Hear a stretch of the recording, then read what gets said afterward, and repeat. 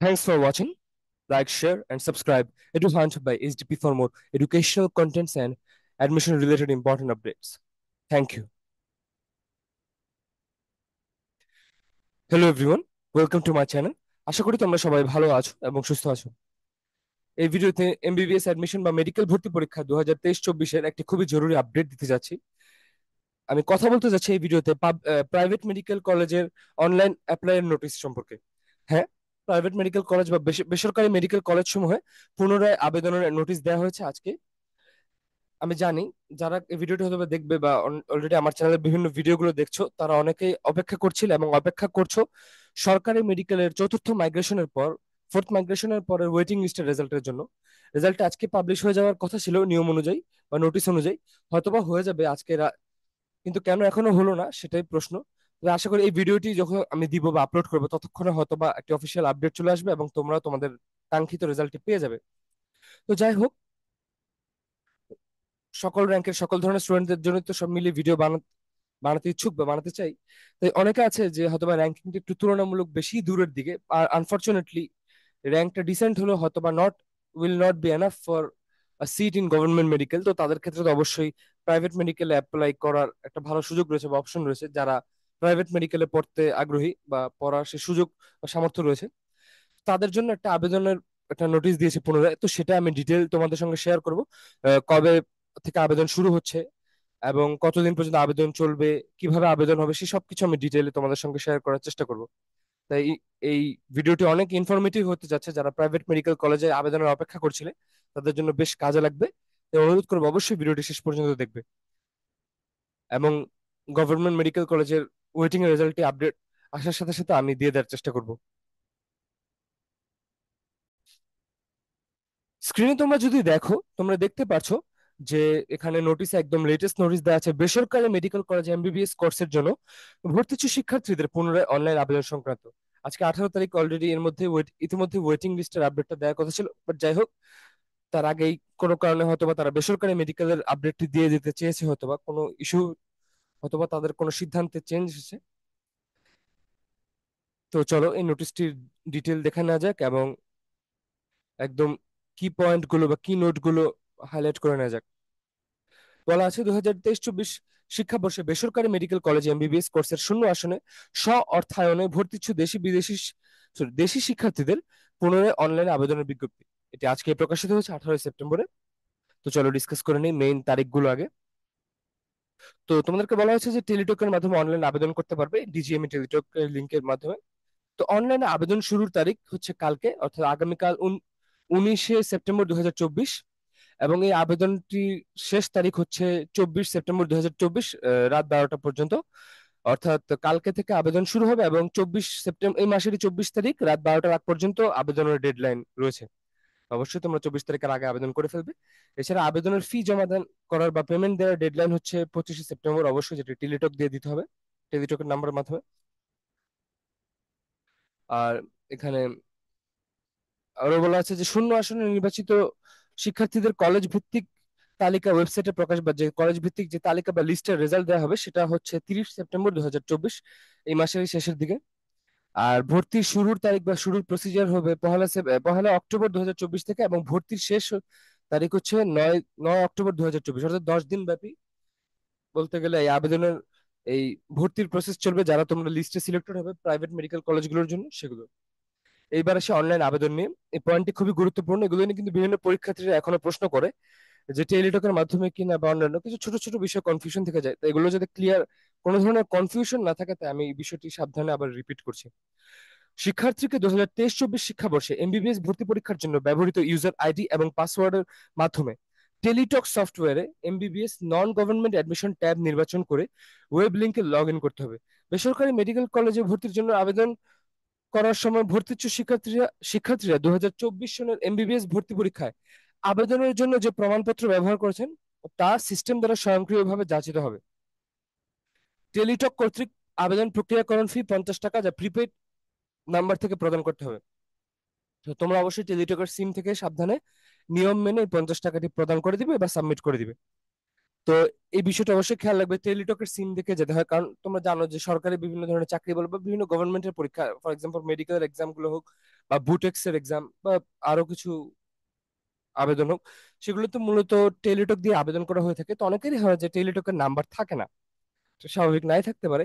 তো তখন তোমরা যেটা করবে যে আবেদনের প্রসেস করার সময় তোমরা বাকি কাজগুলো নিজেরা করলেও, নিজেদের ডিভাইসে করলে, তোমরা যে সেই টাকাটি দেওয়ার সময় অবশ্যই কোনো বিশ্বস্ত কম্পিউটারের দোকানে যাবে তোমার এলাকার কাছাকাছি বা তোমার লোকালিটিতে কোন দোকানটিতে তুমি এরকম ধরনের ফর্ম পূরণ করে অভ্যস্ত।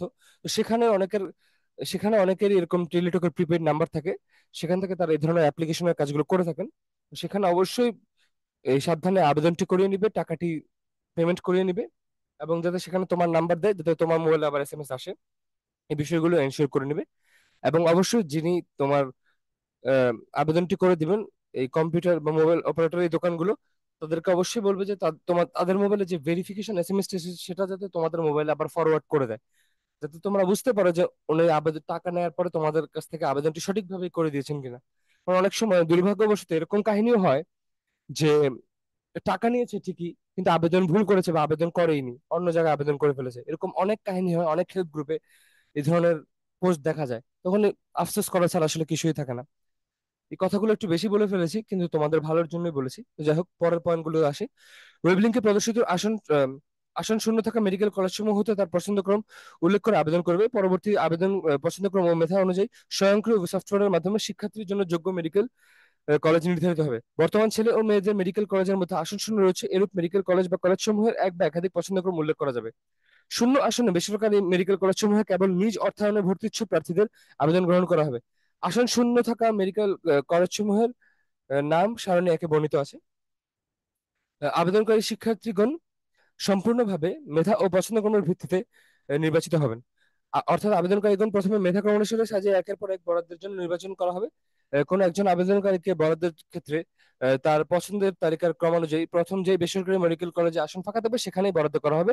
তার বরাদ্দের সময় যদি প্রার্থিত শূন্য আসন পূর্ণ হয়ে থাকে, সেক্ষেত্রে সে আবেদনকারী শিক্ষার্থী কলেজ ভিত্তিক প্রকাশিত তালিকার জন্য বিবেচিত হবেন না। অর্থাৎ যদি সিট ভেকেন্ট না থাকে, ফিল আপ হয়ে যায়, তাহলে তোমাদেরকে আবারও অপেক্ষা করতে হবে ওয়েটিং এর জন্য। এছাড়া বলা আছে বেসরকারি মেডিকেল কলেজে ভর্তির জন্য অনলাইন টেলিটক কর্তৃক আবেদন প্রক্রিয়াকরণ ফি 50 টাকা টেলিটক প্রিপেইড মোবাইল নম্বর হতে প্রদান করতে হয়েছে। আমি যে পয়েন্ট একটু আগে বলেছি সেটাই এখানে এখানে বলা আছে। অবশ্যই এই 50 টাকা কিন্তু টেলিটকের নাম্বার থেকেই তোমাদেরকে দিতে হবে, এই বিষয়টা অবশ্যই খেয়াল রাখবে। নির্ধারিত সময়ে ভর্তিচ্ছু শিক্ষার্থীরা মেধাক্রম অনুযায়ী কোন মেডিকেল কলেজে ভর্তির সুযোগ প্রাপ্ত কোন মেডিকেল কলেজে ভর্তির সুযোগ প্রাপ্ত হবেন তা ওয়েবসাইটে প্রকাশ করা হবে, যেগুলোর তারিখ উপরে বলে দিয়েছি, 30 তারিখে দেওয়া হবে। এছাড়া ডিক্লারেশন বলা আছে যে 12.1 পয়েন্টে যে শিক্ষার্থীকে অনলাইনে আবেদনের ডিক্লারেশন অংশে এই মর্মে ঘোষণা দিতে হবে যে শিক্ষার্থী কর্তৃক আবেদনপত্রের সকল তথ্য সঠিক। প্রদত্ত তথ্য অসত্য বা মিথ্যা প্রমাণিত হলে বা অযোগ্যতা ধরা পড়লে বা প্রতারণা বা দুর্নীতির আশ্রয় গ্রহণ করলে কিন্তু আহ, ভর্তি বাতিল হয়ে যাবে। এমনকি ভর্তির পরেও ভর্তি যদি হয়ে যায় সেটি বাতিল হয়ে যাবে যদি জানাজানি হয়ে যায়।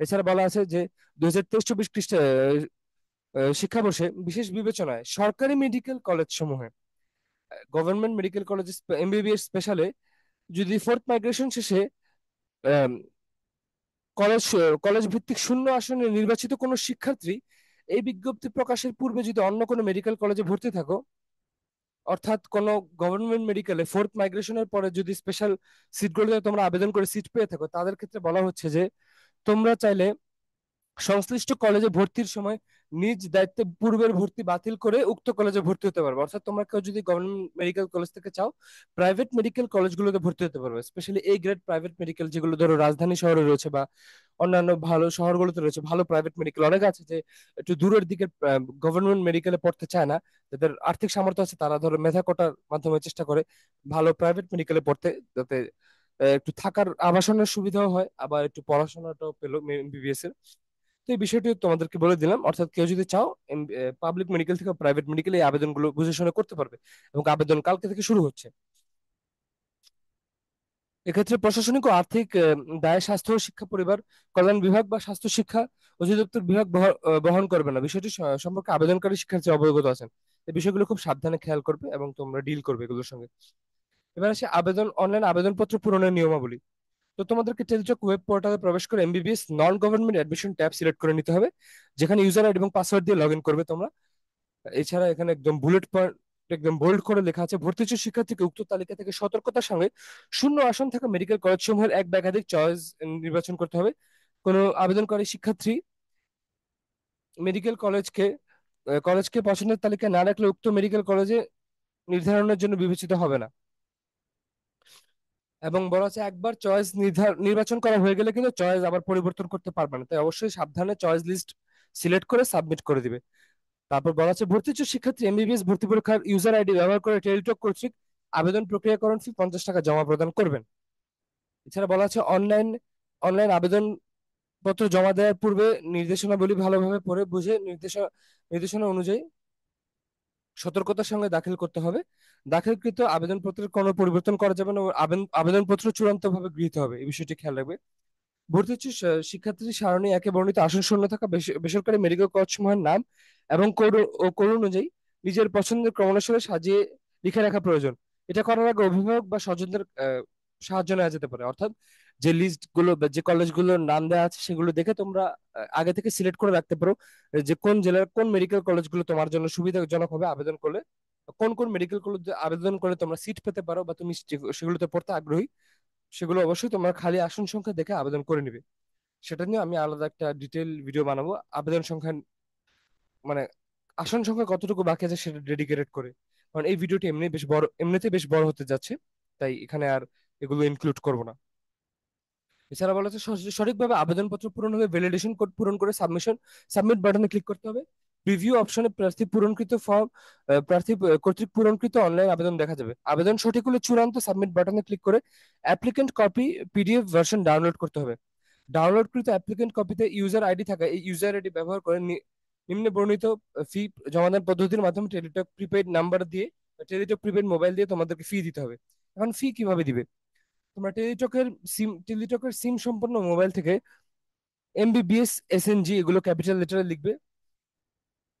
তারপর এনজি দিয়ে মূলত এখানে নন গভর্নমেন্ট বোঝানো হয়েছে। তারপর এমবিবিএস এনজি লিখে স্পেস দিয়ে ইউজার আইডি লিখবে, তারপর 1622 নাম্বারে পাঠিয়ে দিবে। তারপর যেমন দেখো এখানে একটা উদাহরণ হিসেবে দেওয়া আছে একটা নাম্বার, এভাবে এখানে দিয়ে দিবে। তবে হ্যাঁ, এখানে যেমন FRLGCT এটা দেওয়া আছে, এটা কিন্তু তোমরা লিখবে না, এটা জাস্ট একটা এক্সাম্পল হিসেবে দেওয়া। তারপরে ফিরতি এসএমএস একটা পিন আসবে, প্রার্থীর তোমার নাম আসবে, প্রার্থীর নাম, এবং টেলিটক কর্তৃক আবেদন প্রক্রিয়ার ফি হিসেবে যে 50 টাকা কেটে রাখার অনুমতি সেটা চাওয়া হবে। তারপর নিচে একটা মেসেজ আসে, সেখানে এমবিবিএস এনজি লিখবে, তারপর স্পেস লিখে ইয়েস লিখবে ক্যাপিটাল লেটারে, তারপর স্পেস দিয়ে যে পিন নাম্বারটি দেওয়া হবে তোমাকে মেসেজে, সেটা তোমরা সেই 6 সংখ্যার পিন নাম্বারটা, 6 ডিজিটের নাম্বারটা সাবধানে টাইপ করবে। তারপর সেটি পাঠিয়ে দিবে এবং তোমাদের 50 টাকা কেটে রাখা হবে, এবং প্রার্থীকে একটা ফিরতি মেসেজ দেওয়া হবে, এই বিষয়টা অবশ্যই খেয়াল রাখবে। এবং অবশ্যই আই রিপিট, এটা কিন্তু উদাহরণ টাইপের একটা পিন, এই পিন 45678 9 কিন্তু তোমরা লিখবে না। তো এটা ভুল করে ফেললে কিন্তু আবার দুইবার আবেদন করা লাগতে পারে। এখানে কিছু লিস্ট দেওয়া আছে, সেগুলো অন্য ভিডিওতে ডিসকাস করবো। তো এখানে দেখো 328টি টোটাল সিট খালি রয়েছে। এছাড়া এবং সোর্স হচ্ছে রেসপেক্টিভ প্রাইভেট মেডিকেল কলেজেস। তো এবার দেখো এখানে আরো বলা আছে যে বেসরকারি মেডিকেল কলেজে এমবিবিএস কোর্সের বিভিন্ন প্রকার ফি। বেসরকারি মেডিকেল কলেজে এমবিবিএস কোর্সে ভর্তির জন্য সরকার কর্তৃক নির্ধারিত ফি প্রযোজ্য হবে, কোনো অবস্থাতে সরকার কর্তৃক নির্ধারিত ফি এর অতিরিক্ত আদায় করা যাবে না। আর এছাড়া বলা আছে যে কলেজ ভিত্তিক নির্বাচিত ভর্তি ইচ্ছুক শিক্ষার্থীকে আবেদনপত্রে যে সকল তথ্য ও সনদপত্র উল্লেখ আছে তার মূল কপি ভর্তির সময় অবশ্যই দাখিল করতে হবে। অবশ্যই পেপার ওয়ার্ক গুলো সাবধানে করবে। ভর্তির সময় আহ, সংশ্লিষ্ট মেডিকেল কলেজের অধ্যক্ষ কর্তৃক গঠিত মেডিকেল বোর্ড নির্বাচিত শিক্ষার্থীদের স্বাস্থ্য পরীক্ষা করবেন এবং স্থানীয় ভর্তি কমিটি প্রয়োজনীয় কাগজপত্র দিয়ে যাচাই বাছাই করে যোগ্য প্রার্থীদের ভর্তির সুপারিশ করবেন। ভর্তির পর প্রত্যেক কলেজ কর্তৃপক্ষ প্রত্যেক ছাত্রছাত্রীর এসএসসি এইচএসসি বা সমমান পরীক্ষার সনদ এবং নম্বরপত্রের সংশ্লিষ্ট শিক্ষা বোর্ডের মাধ্যমে সত্যতা যাচাই করবেন। এবং ওই কলেজে যে কলেজে ভর্তি হবে সেখানে 1 বছর ইন্টার্নশিপ করা সকলের জন্য বাধ্যতামূলক, সেটা অবশ্যই হবে ইন ফিউচার। তো এই ছিল ওভারঅল কথাবার্তা। তো আশা করি ভিডিওটি তোমাদের বেশ কাজে লাগবে, যারা মেডিকেলের রেজাল্টের অপেক্ষা করছিল, এবং স্পেশালি ধরো গভর্নমেন্ট মেডিকেল একটু একটু দূরের দিকে র্যাঙ্কে আছো, বাট আবার প্রাইভেট মেডিকেলে গুলোতে ভর্তির জন্য আগ্রহী। কেউ যদি প্রাইভেট মেডিকেল একান্তই ভর্তি না হতে চাও সেটা তোমাদের ব্যাপার, তবে এই গ্রেড লেভেলের প্রমিসিং এবং টপ ক্লাস কোয়ালিটির মেডিকেল গুলোতে তোমরা যদি ভর্তি হতে পারো, এবং তোমরা যদি পারিবারিক ভাবে সেই সামর্থ্য থাকে তোমাদের ইকোনমিক সেই হেল্পটা পাওয়ার, তাহলে আমি বলবো তোমাদের যদি মেডিকেল লাইফ নিয়ে মানে পড়াশোনার যদি খুব আগ্রহ থাকে, সত্যিকার অর্থে যদি তোমরা ডাক্তার হতে চাও, এমবিবিএস ডিগ্রি পার্সিউ করতে চাও ফিউচারে, তাহলে বলবো যে সেই সুযোগটি তোমরা লুফে নাও। কারণ দেখা গেল তুমি কোনো কারণে সরকারিতে না পেয়ে, ধরো তুমি সেকেন্ড টাইমের হলে বাই চান্স, ধরো তুমি ভর্তিটা হলে না, অন্য কোনো একটা সাবজেক্টে ভর্তি হলে পরে দেখলে যে সেই সাবজেক্টটি তোমার ভালো লাগছে না, বা তুমি প্রমিসিং কিছু হচ্ছে না সেখানে তোমার, তখন একটা রিগ্রেট থেকে যাবে যে অর্থ ছিল, সামর্থ্য ছিল, কেন শুধু শুধু ভালো একটা প্রাইভেট মেডিকেলে ভর্তি হওয়ার সুযোগটি হাতছাড়া করলাম। সুযোগটি হাতছাড়া করো না। ফোর্থ স্পেশাল লিস্টে মানে ওয়েটিং লিস্টের পর যদি গভর্নমেন্ট মেডিকেলের সিট আসে তাহলে তো খুবই ভালো। তবে যদি না আসে, বা যদি আসা মেডিকেল কলেজগুলো তোমার পছন্দ না হয়, তাহলে ভালো কোনো প্রাইভেট মেডিকেলে তোমার আবেদন করতেই পারো। তো এখানে এই ভিডিওটি শেষ করে দিতে যাচ্ছি। দেখা হবে অন্য কোনো ভিডিওতে। মেডিকেল রিলেটেড জরুরি সকল আপডেট, অ্যাডমিশনের আপডেট হোক, এছাড়াও মেডিকেলের পাশাপাশি ইঞ্জিনিয়ারিং বা ভার্সিটি রিলেটেড আপডেটের জন্য আমার চ্যানেলটি তোমরা অবশ্যই সাবস্ক্রাইব করে রাখতে পারো। ধন্যবাদ সবাইকে।